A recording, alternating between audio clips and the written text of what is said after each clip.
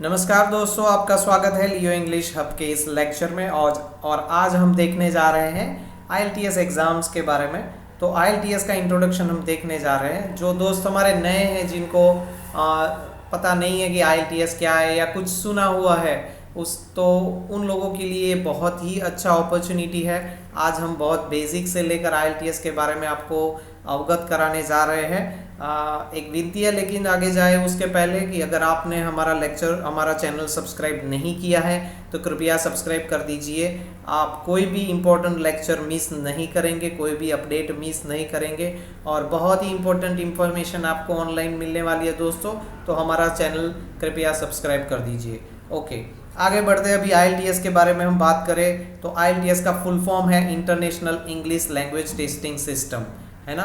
तो जैसा कि नाम है दोस्तों, वैसा ही उसका काम है कि ये इंटरनेशनल लेवल पर अगर आपको इंग्लिश लैंग्वेज की प्रोफिशिएंसी यानी अपनी क्षमता, अपना सामर्थ्य आपको पुरवार करना है तो उसके लिए ये सिस्टम वाला एग्ज़ाम आपके लिए है, डिज़ाइन किया गया हुआ है। तो आप भविष्य में कहीं भी जाना चाहते हैं या हाल में आप प्लानिंग कर रहे हैं कि आप ऐसे किसी कंट्री में मूव आउट होना चाहते हैं पढ़ाई के लिए, वर्क के लिए, किसी भी कारण के लिए, इमिग्रेशन के लिए, तो उसके लिए अगर आपको आईएलटीएस देना हो सकता है। तो आईएलटीएस दो फॉर्मेट्स में होता है दोस्तों। आप अंग्रेजी स्पीकिंग कंट्री में आप अगर जा रहे हैं तो आप एजुकेशन के लिए जा रहे हैं या तो वर्क के लिए जा रहे हैं।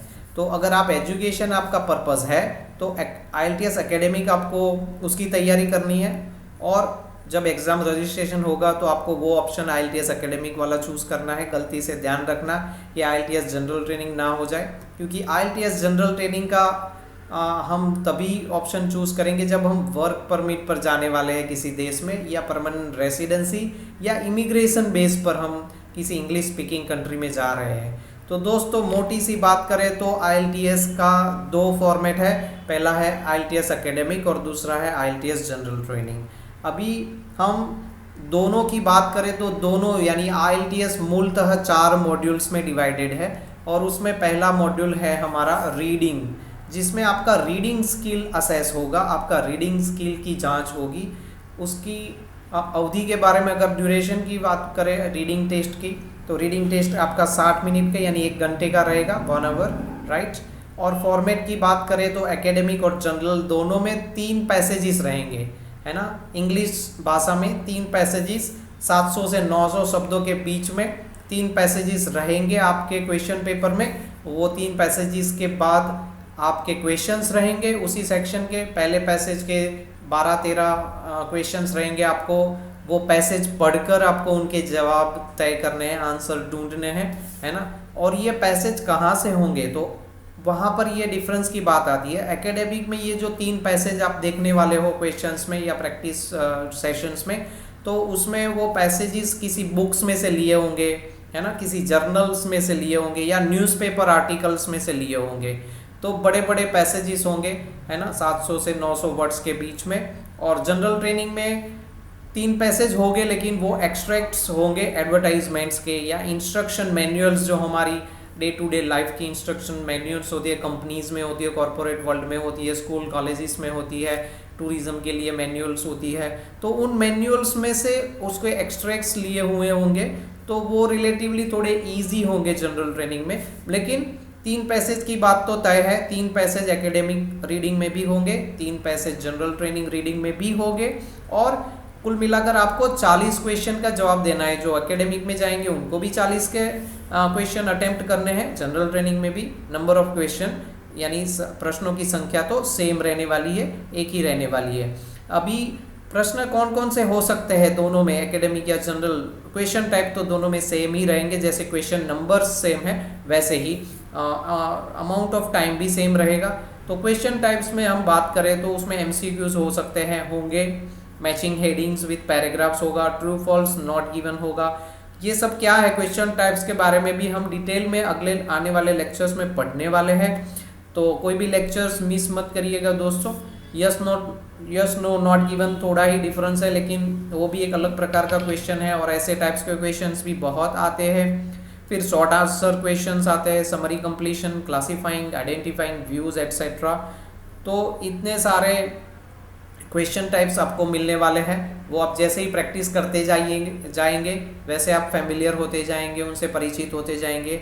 और रीडिंग जो एकेडमिक है या जनरल ट्रेनिंग है, ओवरऑल रीडिंग में आपका क्या टेस्ट होने वाला है, तो रीडिंग फॉर जीस्ट यानी आप उसका भावार्थ कैसे समझ सकते हैं, वो आपका वो स्किल टेस्ट होने वाला है। डिटेल में भी आप कैसे समझते हो और जवाब उनमें से ढूंढ पाते हो या नहीं, या इन्फरेंसेस यानी जो सूचनाएं इन्फॉर्मेशन हमें मिलती है उसका हम कैसे एप्लीकेशन करते हैं, कैसे हम उसको समझते हैं, उन सभी चीज़ों का आपका टेस्ट होने वाला है दोस्तों। तो ये होगी बात दोस्तों रीडिंग की। अभी हम दूसरे मॉड्यूल में जाएंगे। 4 मॉड्यूल में से पहला रीडिंग हो गया, अभी दूसरा राइटिंग मॉड्यूल है। तो इसमें राइटिंग स्किल्स आपके चेक होने वाले हैं, और राइटिंग स्किल के जो टेस्ट है उसमें भी 60 मिनट आपको मिलेंगे, यानी 1 घंटा मिलेगा। और एकेडमिक की बात करें तो थोड़ा सा एकेडमिक और जनरल ट्रेनिंग में थोड़ा सा डिफरेंस है। टास्क 1 में, टास्क 2 ऐसे ही रहने वाला है, ऐसे यानी निबंध रहने वाला है, दोनों में एकेडमिक हो या जनरल ट्रेनिंग हो, और बाकी सारे क्राइटेरिया सेम रहने वाले हैं। सिर्फ टास्क 1 में एकेडमिक में रिपोर्टिंग ऑन ग्राफ्स, चार्ट्स और डायग्राम्स या प्रोसेस पर आपको रिपोर्टिंग करना होगा। और टास्क 1 जनरल ट्रेनिंग में जो वर्क परमिट या पीआर पर जाने वाले हैं या इमिग्रेशन के लिए जा रहे हैं, जो उनको लेटर का प्रैक्टिस करना होगा, उसमें लेटर लिखना होगा। और लेटर के 3 प्रकार है, फॉर्मल, सेमी फॉर्मल और इनफॉर्मल। इनमें से कोई भी लेटर आपको पूछा जा सकता है।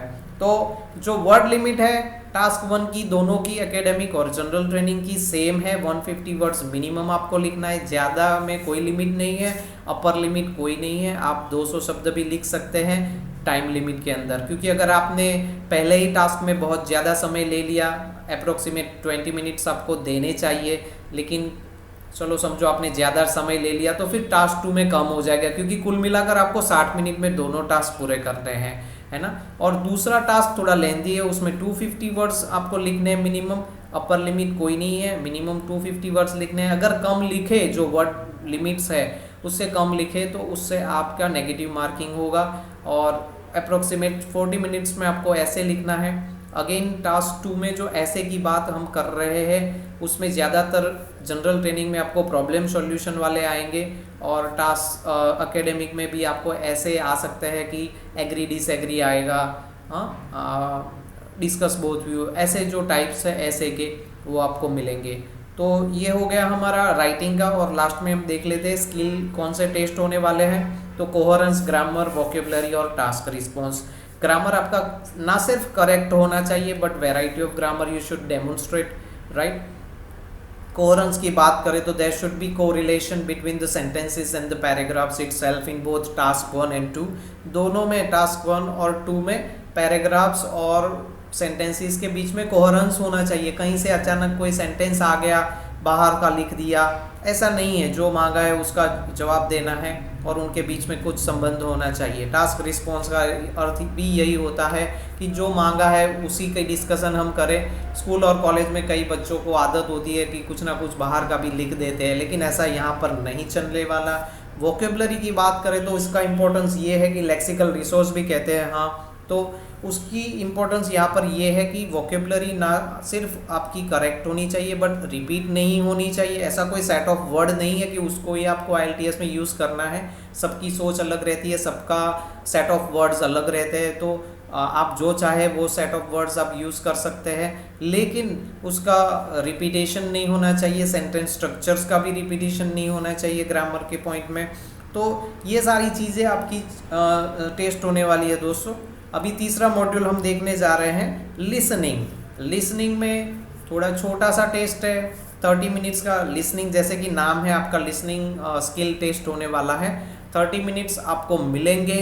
30 मिनट्स में आपको क्या करना है, आपको एक रिकॉर्डिंग सुनाया जाएगा। उस रिकॉर्डिंग को सुनते सुनते उसमें से कुछ एक्सट्रैक्ट्स आंसर्स आपको लेकर आपको जवाब लिखने हैं आंसर शीट में, या आप पहले क्वेश्चन पेपर में लिखे हुए हैं आंसर, तो दूसरे 10 मिनट आपको मिलने वाले हैं आंसर ट्रांसफ़र करने के लिए। तो ये बात हो गई लिसनिंग टेस्ट के ड्यूरेशन की। अप्रॉक्सीमेट 40 मिनट्स का ड्यूरेशन आपको मिलेगा। अप्रॉक्सीमेट इसलिए लिखा हुआ है क्योंकि कई बार ऐसा होता है कि 30 मिनट्स का रिकॉर्डिंग शायद 32 मिनट्स भी चल जाए, 33 मिनट्स भी चल जाए, कम भी हो सकता है, 28 मिनट्स भी हो गया। तो 1 आध 2 मिनट आगे पीछे चलने वाला, इसीलिए अप्रोक्सीमेट लिखा है, लेकिन कोई ज़्यादा डिफरेंस नहीं आने वाला। तो मान लीजिए 40 मिनट्स, ठीक है। फिर फॉर्मेट की बात करें तो 4 सेक्शन होंगे उसमें लिसनिंग टेस्ट में। पहला जो सेक्शन है उसमें 2 व्यक्तियों के बीच में कन्वर्जेशन होगा और उनका वो टॉपिक कौन सा होगा, किसके ऊपर वो कन्वर्जेशन कर रहे होंगे, तो वो सोशल और एकेडमिक इश्यूज़ रहेंगे।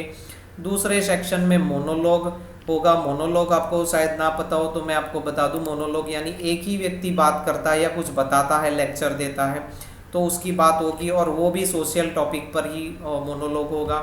सेक्शन 3 में कन्वर्जेशन बिटवीन 2 to 3 पीपल और 4 पीपल, 2, 3 या 4 व्यक्ति के बीच में चर्चा होगी, डिस्कशन होगी, तो वो भी आप उसका भी प्रैक्टिस करना होगा।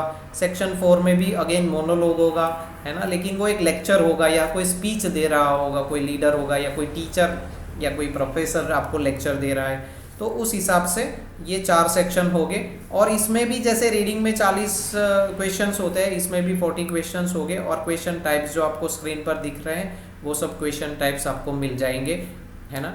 और यहाँ पे क्या टेस्ट होने वाला है, तो कैसे शब्दों को, साउंड को कैसे आप सुन सकते हो, है ना, वो आपका टेस्ट होने वाला है। क्योंकि काफ़ी कुछ आप सुनोगे और उसमें मिस्टेक होती है, नहीं है, तो ये आपका टेस्ट होगा। फिर दूसरा एक्सेंट्स, जो मैंने बताया कि सेक्शन 3 में 2 to 3 पीपल, 2 to 4 पीपल के बीच में कन्वर्जेशन होगा, उसमें 2 या 3 लोग हो गए, 4 लोग हो गए, उनका सबका एक्सेंट शायद अलग रहने वाला है। उसमें कहीं ना कहीं उनके एक्सेंट में कोई अमेरिकन एक्सेंट में होगा, कोई ऑस्ट्रेलियन एक्सेंट में होगा, तो आपको उसकी भी आदत डालनी होगी, उसका भी प्रैक्टिस करना होगा और उस हिसाब से आपको आंसर्स देने होंगे।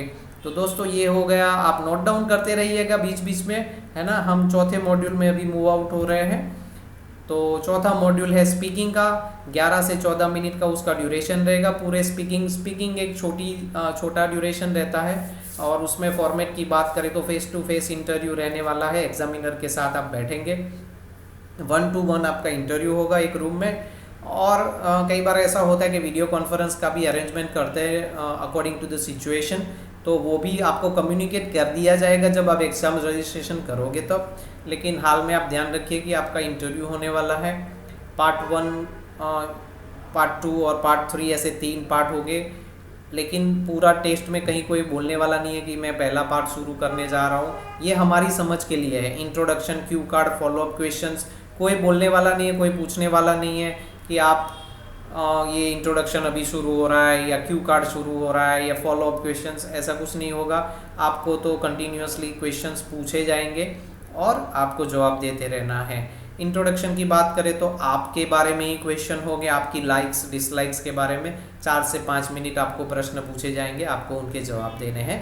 पार्ट 2 थोड़ा डिफरेंट इसलिए है कि क्यू कार्ड यानी एक कार्ड होता है, जैसे विजिटिंग कार्ड होता है वैसे ही एक कार्ड होता है। वो कार्ड आपको दे दिया जाएगा, उसके ऊपर क्वेश्चंस लिखे होंगे और वो क्वेश्चंस पढ़कर आपको जवाब तैयार करने के लिए 1 मिनट का समय दिया जाएगा।